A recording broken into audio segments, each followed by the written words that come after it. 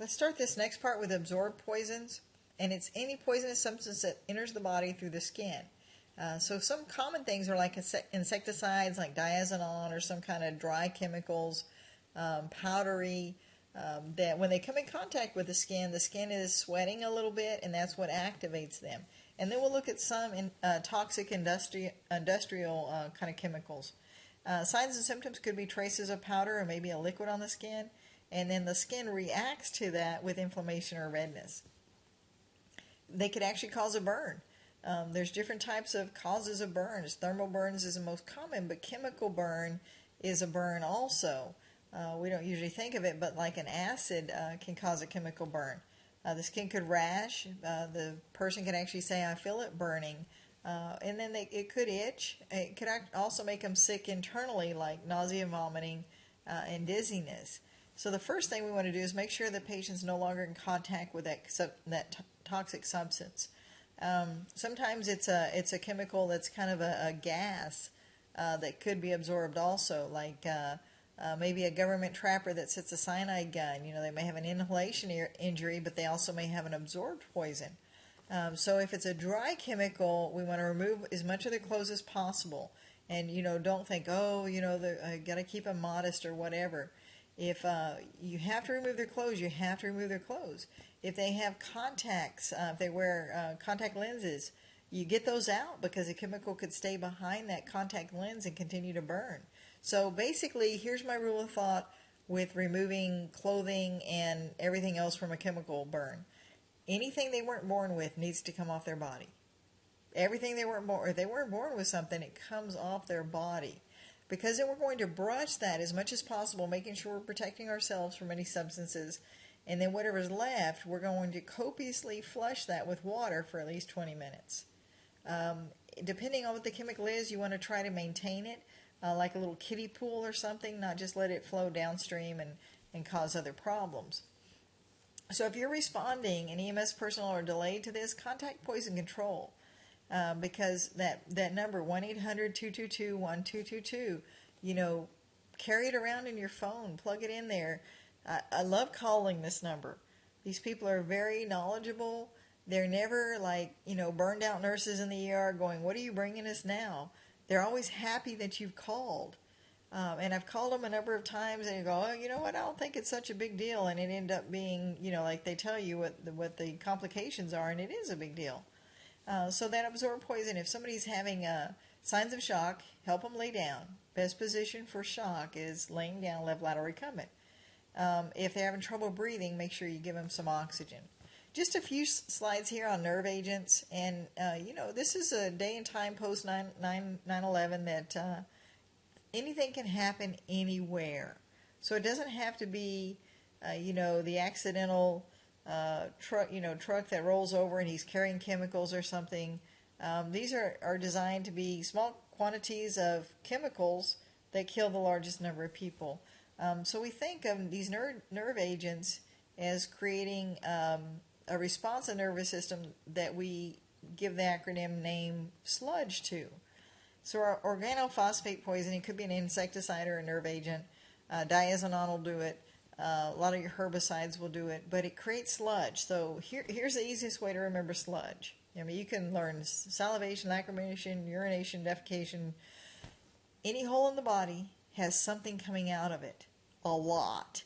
So these are the people that when you roll up on scene and they're bent over and they're coughing and there's just drool and fluid coming out of their mouth and they have snot just running out of their nose, you see that.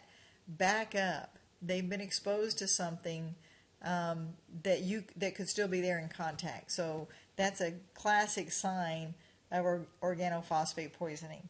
What eventually happens, though, is all the fluid comes out of them, and instead of them speeding up their heart rate actually slows down.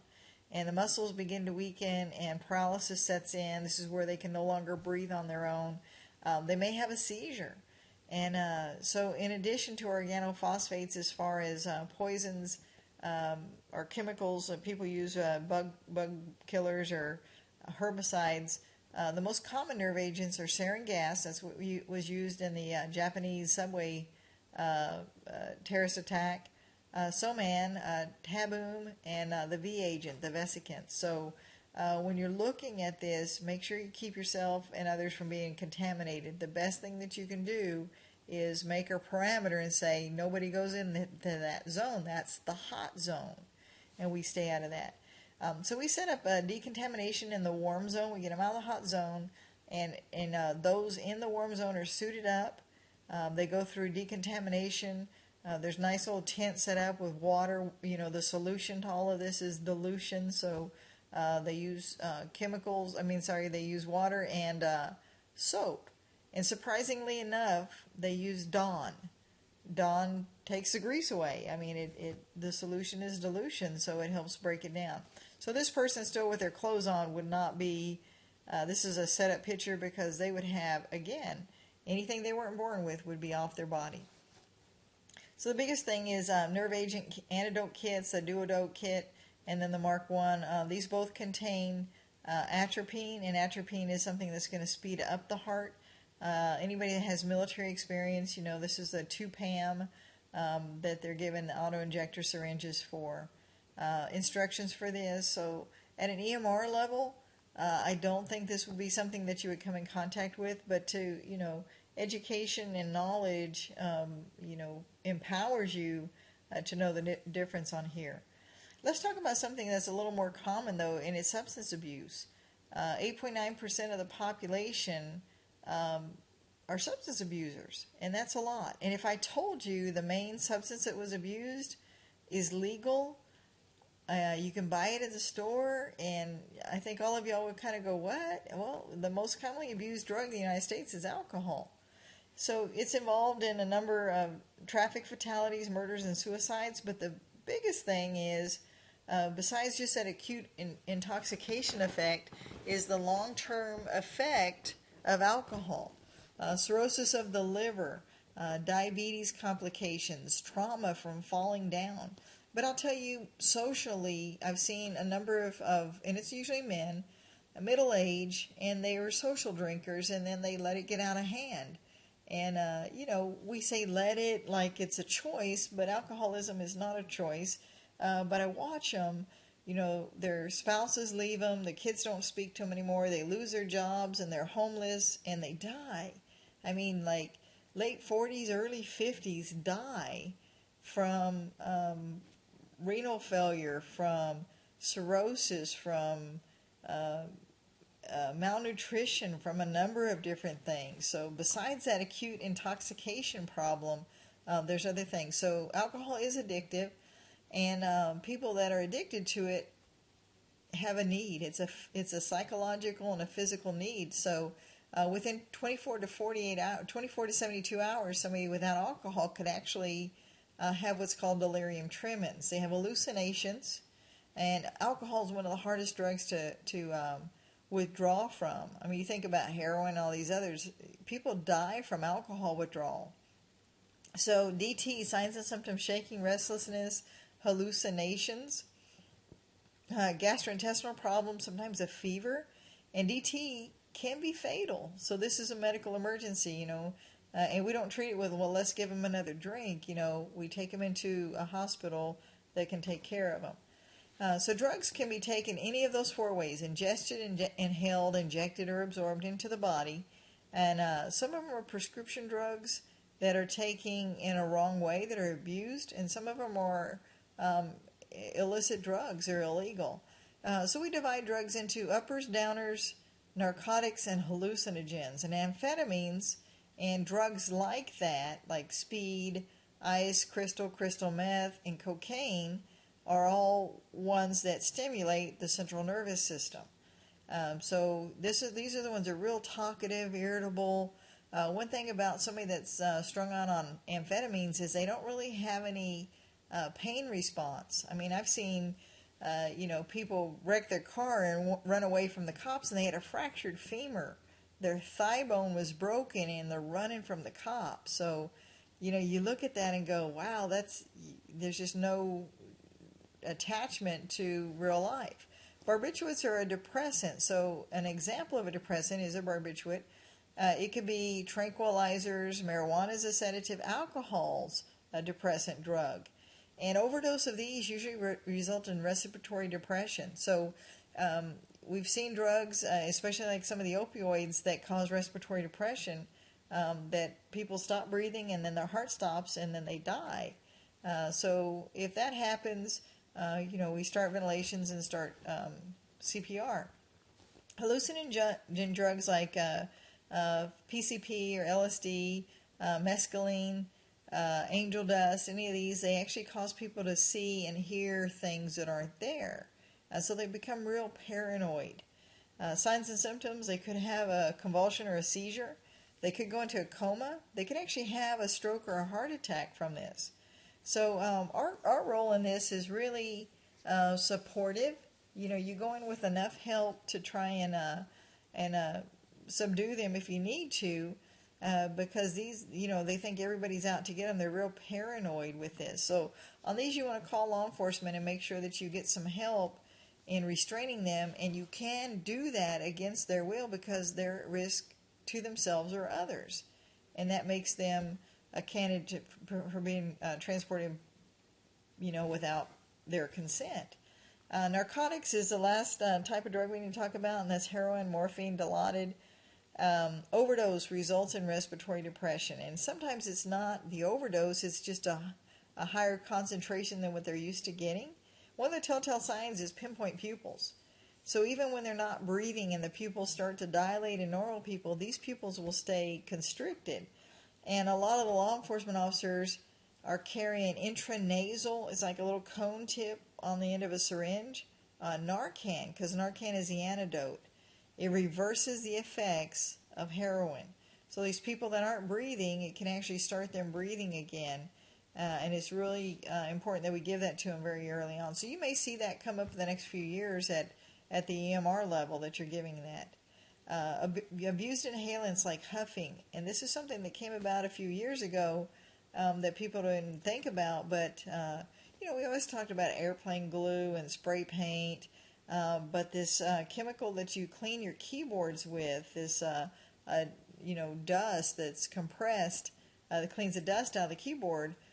Kids are huffing. I say kids because usually, but it could be anybody. They're huffing this, and some of them are found kind of sitting in the tripod position, leaned over in bed, dead. And, the parents had no idea. But it's that same high from like airplane glue or the markers or, whatever that affects the brain, and they get a little bit of a high from that. So our response in this is, in abused inhalants, is mainly supportive with high concentrations of oxygen and then prompt transport.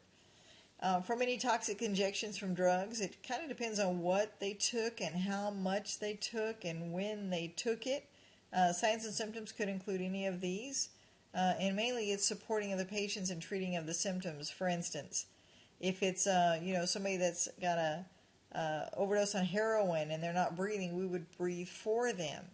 If it's somebody with a hallucinogen and they're just really freaking out or real paranoid, we would have to help restrain them. Soft restraints don't hurt them, but to get them to definitive care. And that's usually what we look at, is keep them from hurting themselves, provide basic life support, psychological and physical care, and then prompt transport. And these are the ones that, you think of your community, man, I can't believe how bad it's gone or whatever. It is a concern because there may be more out there, but maybe this is somebody that can turn their life around. We've even given Narcan to people who have overdosed on heroin, and we're all happy that basically they were dead and now they're alive. And the law enforcement comes up to us and says, "Man, if you'd have let this guy die, you would have saved a lot of people because he supplies all the kids with heroin." Well, that's not our job to decide who gets to live and who gets to die. So just as a review of this, 4 primary routes which poisons enter the body: ingestion, inhalation, injection, and absorption. And the key way is taken by mouth. And inhaled poison is breathed in through the lungs. And we talked about injected, and those are animal bites and stings, and then toxic injection, and then absorption through the skin. A little bit on nerve agents, not too much. We'll come back to that in EMS operations and some of your hazardous materials. but pay special attention to scene safety. Don't enter a scene, especially if more than one person has been overcome by a poisonous substance. So as a review, the most common route for poisoning is injection, ingestion, inhalation, and absorption. And you guys know it is ingestion, B. We covered that a couple of times. Which of the following would not, look for the one that's not, be considered appropriate management of anaphylactic shock? So answer yes or no to these. Administer oxygen if it is available. Yes. So that's not the correct answer. Remove the allergen. Yes. So that's not the correct answer. Induce vomiting.